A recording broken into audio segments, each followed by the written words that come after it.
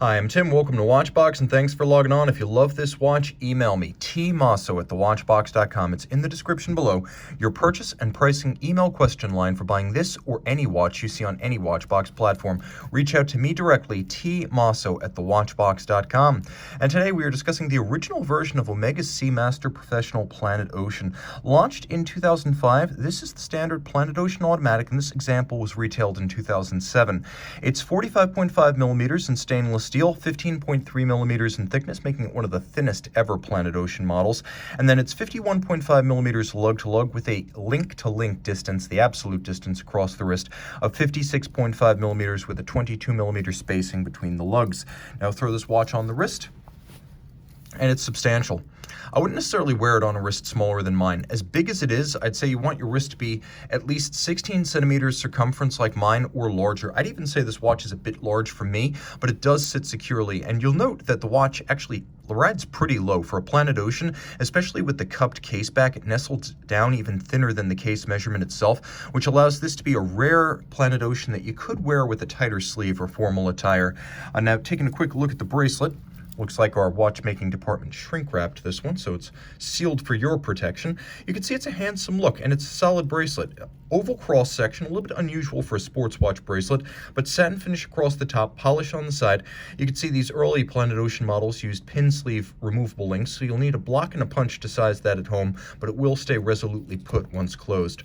Now, taking a look at the clasp, you can see this is the same famous clasp that debuted in the 90s on the Diver 300 meter. That was the Bond watch of the 90s. This was the James Bond watch of the 2000s, as Daniel Craig, during his turn as 007, has more often than not worn the Planet Ocean than the Diver 300 meter. And you can see it says so, Planet Ocean. They customized the clasp. Now, it's a twin trigger release and a single fold deployment. The clasp as well as the swing arms are machined, giving them a wonderful hewn from the solid feel. It's a very confidence-inspiring clasp. You see the dive extension. I owned one of these, the Diver 300 meter. It was a Seamaster from the early 2000s, the old Bond style, and though I never went diving with it, I did use the dive extension over thick winter coats and sweaters. Now, taking a look at the case, it'll be familiar. Omega fans recognize these lyre-shaped lugs, the bevel that expands at the lug tip, the longitudinal satin finish on the case flank. This is a case we've known on Speedmasters and Seamasters since the first half of the 1960s. Now, of course, it's a Planet Ocean, so this is a Seamaster 600 meter, and it has a helium escape valve, which you can use if you're a saturation diver.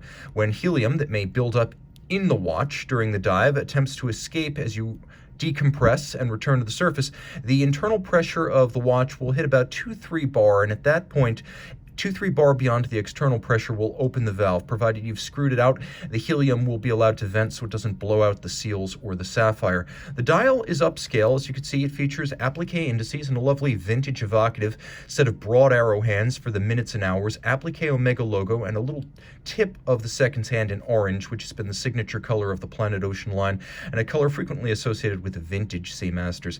Now, the watch, of course, features a knurled bezel. You can see it's a combination of satin and polish on its outer edge, and it's a much sharper bezel knurling than you'll find on, for example, the Diver 300 meter, so it's much easier to grip the bezel and turn it. 120 click anodized aluminum insert for this era of Seamaster, and then you've got a 0 to 60 minute count-up timer that I find to be more useful than a chronograph, frankly. When you are on the surface, it's just easier to read a dive bezel than a chronograph minutes register. Plus, you get a 60-minute bezel, and most chronograph minutes only go up to 30.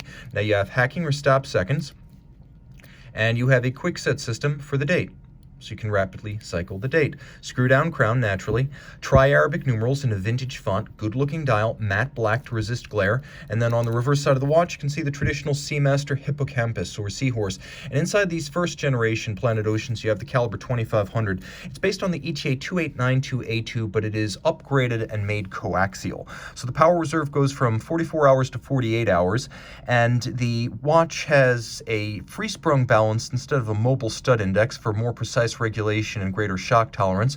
Of course, it does have the coaxial escapement, which is a direct and indirect impulse escapement invented by George Daniels of Britain back in the 70s and industrialized by Omega in 1999. I like to say it's still the most exotic escapement you can buy for under $50,000. So you've got your hacking, your stop seconds, your coaxial escapement, your free sprung balance, your 48-hour power reserve, bidirectional winding action, and then, of course, you also have a COSC chronometer certification with 5-position adjustment. So it is both a very rugged watch as well as a very accurate watch. Reach out to Team Mosso at thewatchbox.com for purchase and pricing details. And I'm back with the Seamaster Planet Ocean by night. Note the seconds hand is loomed. Every dive watch should have that.